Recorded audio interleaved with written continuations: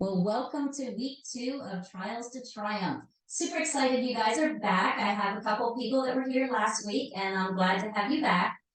Just to recap what we talked about last week was basically just an introduction to dysfunction in general. We talked about some of the family systems and the roles we acquire, and just basically what the basic idea is behind growing up in a dysfunctional family.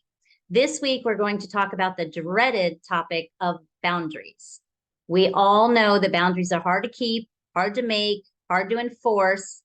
And people think that we're mean when we set boundaries. And what we're really here to discuss is the fact that boundaries aren't to hurt or punish the other person.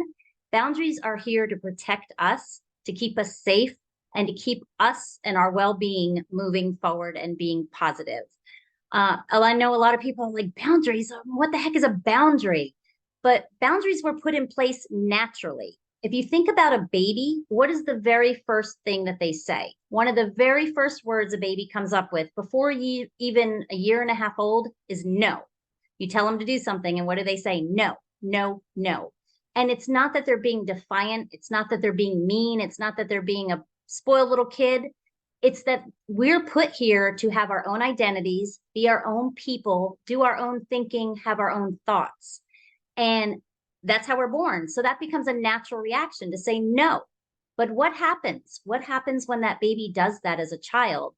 A parent immediately jumps in, and it's no fault of the parent because I'm as guilty as everybody else. We jump in, and when the baby says no, you immediately tell that child, you do what I say, you do what I tell you, you do what you're told. We tell them how to think, how to act, how to talk. And almost immediately, our boundaries are basically stripped away from us. So we don't have those boundaries at all. So, why are boundaries? Why are they important? One, they are very important for emotional well being. If you have people that can't set boundaries or people are not respecting your boundaries, they walk all over you. They can do and say and act however they want, and you feel like you can't stick up for yourself at all. Basically, it's empowerment. I mean, when you can set boundaries, you take back control of your own life. You're able to tell people what you want on your terms, and you don't have to feel guilty or shame about it. And the other thing is, it teaches us responsibility. So if we are willing to enforce boundaries on other people, we also have to give people the same respect, and we have to be willing to respect their boundaries. So it holds us up accountable for our actions and makes us responsible for our actions. It also helps with our emotional and our physical safety. Now, a lot of us have come from very traumatized households where there may not have been boundaries or there may have been too many boundaries. And boundaries are a way of keeping yourself emotionally safe and physically safe. So if you have that predator that's coming at you, you want to be able to say no. And you want to be able to feel in your heart and in your soul that that's okay to say no, because if not, people are going to take advantage of that. It also helps with our own sense of identity. I mean, if we're constantly being told what to say, who to talk to, where to go, how to do it, what we feel, whether or not we can feel, it literally loses who we are as a person. And that's just some of the reasons that you want to have boundaries. That's just some of the things they do. I mean, having boundaries in the long run is going to help you with your anxiety. It's going to help you with depression. It's going to help you from basically being what a lot of people will consider a doormat. Like, I remember thinking that, like, I don't make my own decisions. I don't know how to feel. I don't know how to talk to people because I was never taught.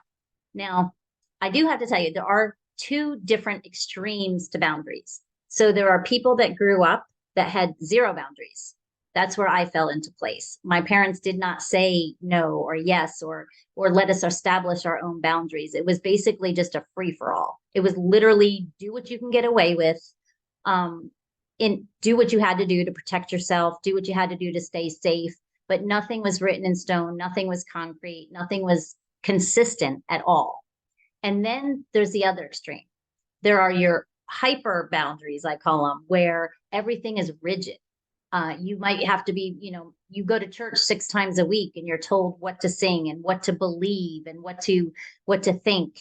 And then there's, physical boundaries as far as not being able to leave the house, and you're stuck in the house and you can't go here and you can't go there, and your parents are completely controlling. That's the opposite extreme of the boundaries, so that you have the two spectrums.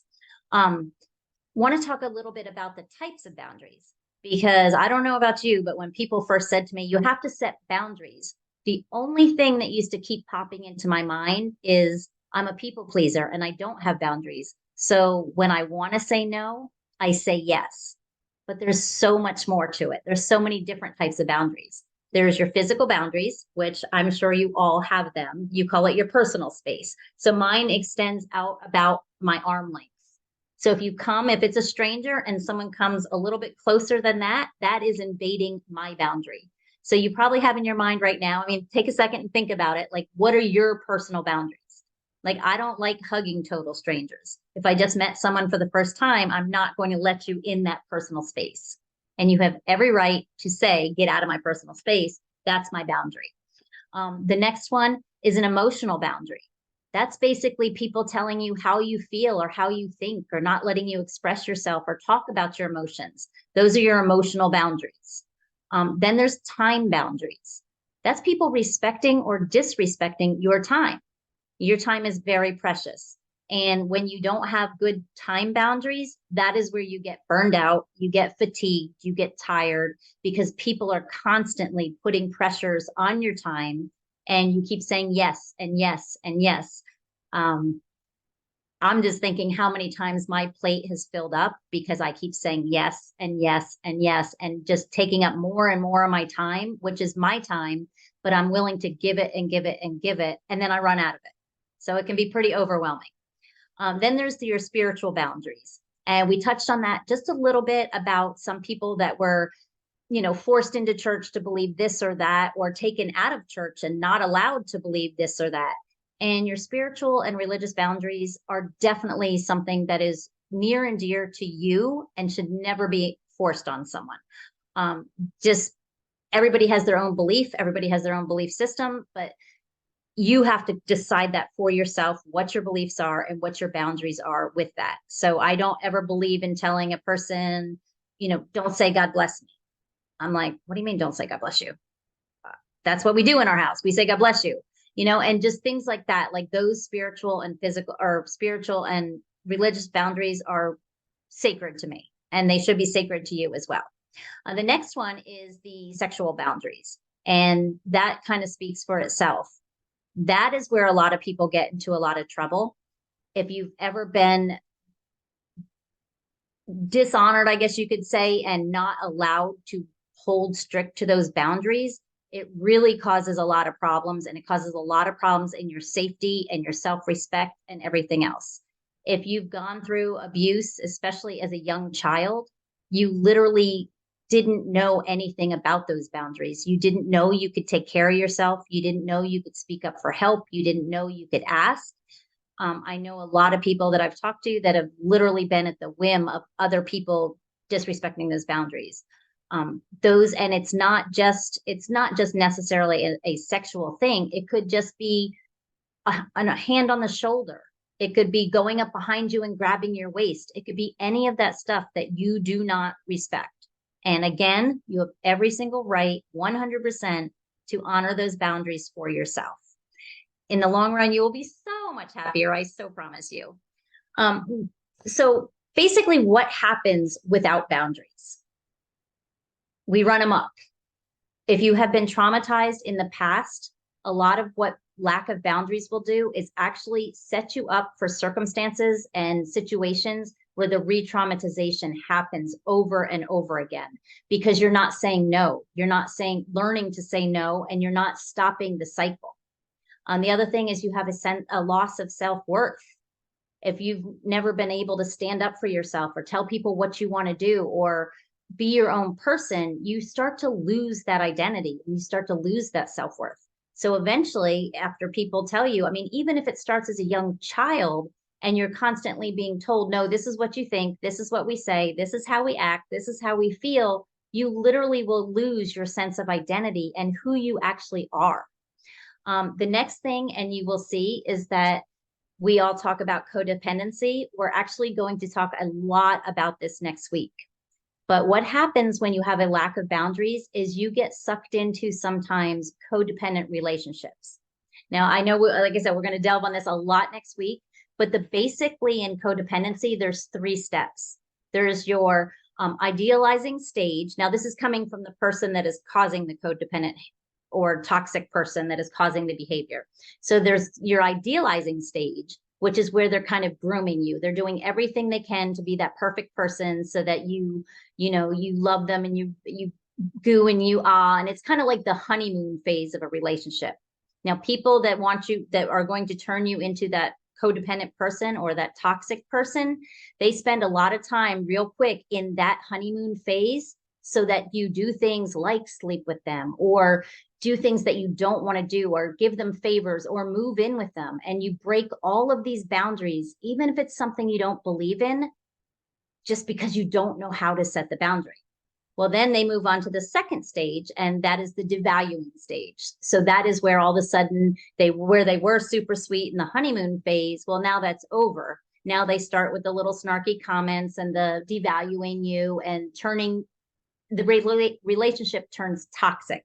Well, again, if you've never set those boundaries in the beginning, they don't know any better, you don't know any better, and it goes right into that devaluing stage. And then the third stage is going to be the abandonment stage, where literally you've stopped giving them what they want. Because of course, what do we do when we don't have boundaries is we get resentful. We start to feel angry, and we start to feel guilt, and we start to feel shame, and we start to feel all those things. So all of a sudden now you're not giving that person what they want. And that's where the relationship starts going bad. That's how a codependent relationship literally takes hold and starts up. It's those 3 phases. So imagine yourself, if you could, when it comes to that first stage and you're pressured to do something that you're not quite ready for, that you can say, no, I'm not ready for that. I'm not there yet. Imagine how that would change. That person is either going to go with that boundary or they're going to let go and they're going to go away and they're going to try somebody else. But you would never actually get to those next 2 stages if you had the boundaries in the first place. So that's a little bit about what happens if we don't have the boundaries, but why don't we stick to them? Like what's actually happened to us as children that we don't have those boundaries? Well, I talked a little bit about it in the beginning when I was talking about the little child and how when they say no and mom says, oh yeah, it's going to be my way or the highway. That's a little bit about how you start as a child, and it perpetuates over and over and over again. Like I said, it's not anybody's fault. No parent is perfect.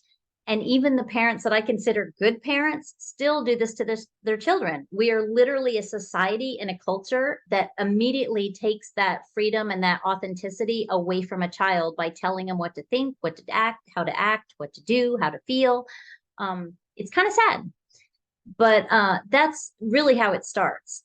And then a lot of it is also social conditioning. You go to school and you're told the teacher's way or no way. It's, you don't raise your hand and object to a teacher. You just kind of learn to conform to society and learn to say what people want you to say so that you don't get in trouble, fear of, getting yelled at, fear of being bad, fear of being laughed at, all of that stuff. And it's just total social culture, basically conditioning.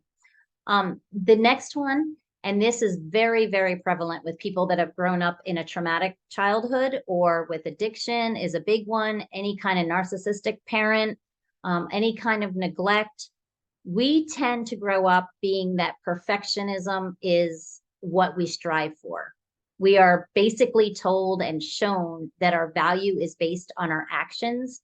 So there's no way we're going to do anything that is going to make someone think that we are less than perfect.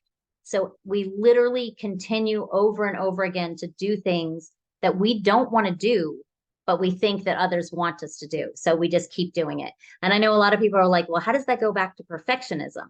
And it's all about just the appearance that you put on, trying to be perfect to please absolutely everybody. The next one is how you are brought up. And that's a big one. And that's one that I resonate with a lot because, like I said, there's these 2 extremes of no boundaries or total boundaries. If you don't have boundaries set when you were a child and you don't understand healthy boundaries, you don't know when you go into adulthood how to set them or what they mean. I mean, you're so used to all of your boundaries in every aspect just being violated over and over again. So it never dawns on you even to say, hey, that's not what I want. So a lot of your upbringing is conditioned, and you are conditioned over and over again to just not know how to set them. So you don't know. And you'll hear me say that 100 times. You don't know what you don't know. So not having those boundaries is completely normal to you. It's how you figure everybody is. It's when I was talking to a client today and she said to me, I was talking to someone over and over again, and my husband, it was finally my husband, and we've been married 6 years, that looked at me and he said to me today, the way your mother talks to you, that's not normal. And she was 38 years old. And she was like, it never ever dawned on me that that kind of mental and physical and emotional abuse from a parent was not normal, because she had never experienced having to say anything other than that. She had just taken it her whole life. The other one is lack of focus. Now, I know that sounds kind of crazy, but you really have to be focused on your wants and needs and what your needs are to be able to focus on a boundary. And I know that sounds kind of weird, but if you don't know what your needs are, then you also don't know when those boundaries are being crossed. So you have to make it very clear in your mind what the boundaries are. We go into kind of three, I would say basically, I mean, there's tons and tons of strategies as to how to set boundaries, how to stick with them, how to keep with them. There's 7 or 8 different articles in here in the modules so that you can read more about it. But I like to think that there's basically just 3 steps, 3 simple steps to get you started. First one is really, really clearly defining what those boundaries are. So if you wanted to take the 5 sections that I talked about the physical, the sexual, the emotional, the spiritual, I have another one called unforgivable boundaries or unnegotiable boundaries. And that is like physical assault and things like that. But if you wanted to write down a list, it would really, really benefit you, because you see where people are crossing them. You can imagine all through your life where people have been crossing the different boundaries, but you don't really know what it is you need, or what it is you want, or where your comfort level is in stopping the action. So I would suggest, and this is kind of, I'm just going to give you a little emptive here of the homework. It's very beneficial. It helped me so much to literally in every single aspect of the boundaries, or every single type of boundary, is to make a list. Make a list of what your personal space is, what your emotional needs are, like what you don't want people to say to you and how you don't want them to talk to you. And then make sure that you are very clear on those boundaries and that you like what those boundaries are going to do for you. Because if it doesn't feel warm and cozy, it's probably not the right boundary for you to set. And then the next thing is communicating the boundaries. Now, we talked a lot, and I've talked to, I think, all of you before, or at least in the conversation, about the need and the very big importance of actually communicating the boundaries. There is a good chance that if you've never set them and then all of a sudden you set them for people, they're going to think you're off your rocker. They're going to think you're being the bad person, you're mad, you're mean, you're nasty, because you've never communicated any of these boundaries. I mean, might have taken you 10, 20, 30, 40, even 50 or 60 years of living with none. And then all of a sudden you're going to turn around and say to someone, oh, by the way, I don't like you talking to me that way. And they're probably like, whoa, what? I've talked to you this way all of my life. That is why it is very, very clear that you communicate those boundaries. It's a shocker for the people on the other side too. It could be your parents, it could be your spouse, it could be a sibling, it can be a coworker, it can be anybody. But you do have to kind of be ready to, when you communicate them, to deal with a little of the backlash of it, because they're just as shocked as you are that you're actually putting your foot down and taking a stand and sticking up for yourself. The next one is consistent follow through. And that is the absolute most difficult one, because it is very, very easy to set a boundary. And then when that boundary gets crossed, all of this stuff comes flooding back. Everything comes back to you, and your mind kicks in going, oh my gosh, I'm going to get in trouble. I'm going to be mad. They're going to be mad. They're going to be upset with me. I can't do this. I'm not worthy. I'm not good enough. I don't deserve this. And all of that comes flooding back. And you have a tendency to say, okay, let's just do it this way. We'll give you your way one time, and you fold. You just literally fold. So sticking to the boundaries is probably the most difficult part of when you begin boundary setting. There's a phenomena, and it's called intermittent reinforcement. And that's a big long word. So it's written down, but it kind of makes total sense. And it's kind of conditioning to the person on the other side. And what intermittent reinforcement is if someone says to you, hey, let's do this, and you say no, and they keep after and keep after and keep after, and eventually you give in, that's called intermittent reinforcement, because what they just said is, oh, all I have to do is try a little bit harder and she's going to give in. She's not going to care about that boundary. So the next time something happens, they're going to try even harder. They're going to continue to try over and over and over. So if you set a boundary and someone says, and you say no, and you literally don't give in, they're going to stop trying eventually.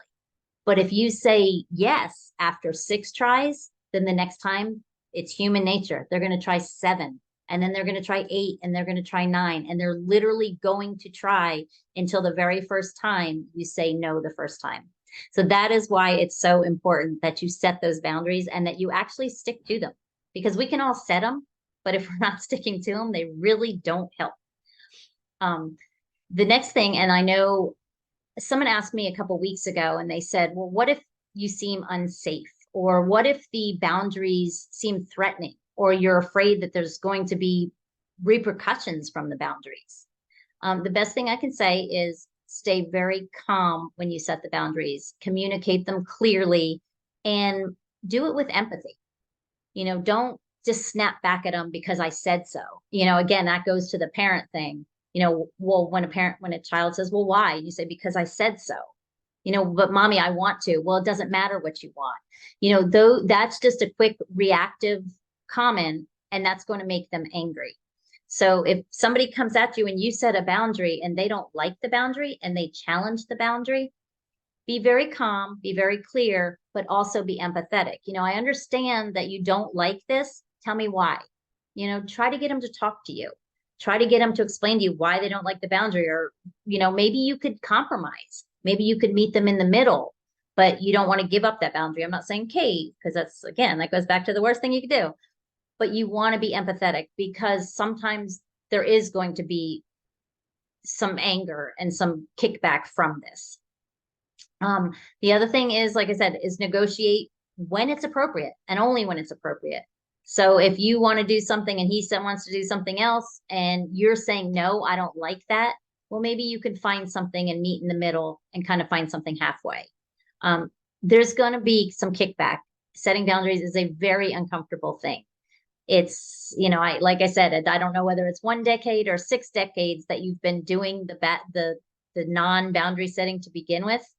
But it takes a lot of training. It takes a lot of willpower. It takes a lot of really talking yourself into the fact that you are worthy and you desire that you're worthy to have those boundaries respected.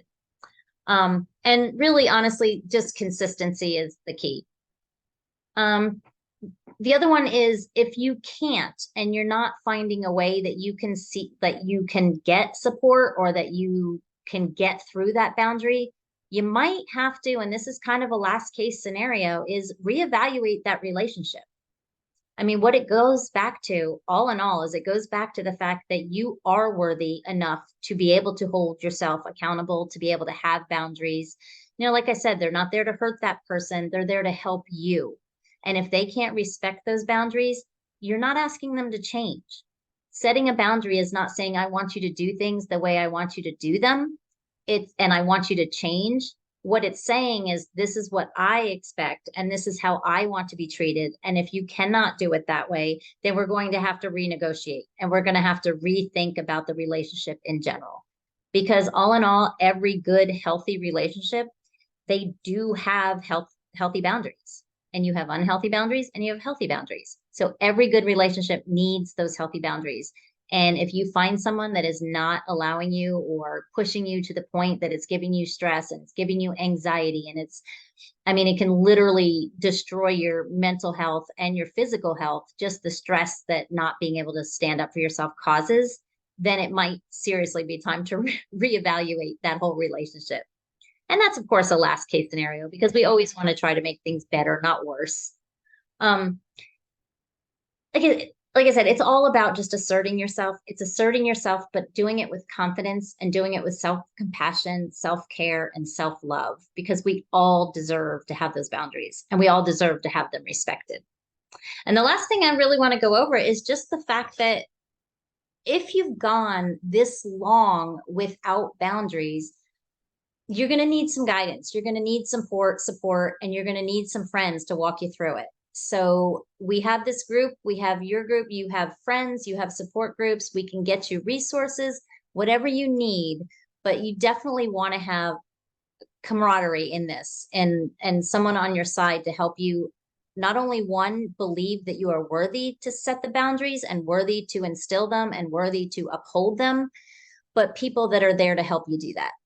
So that's it for today. And hopefully we will see you next week.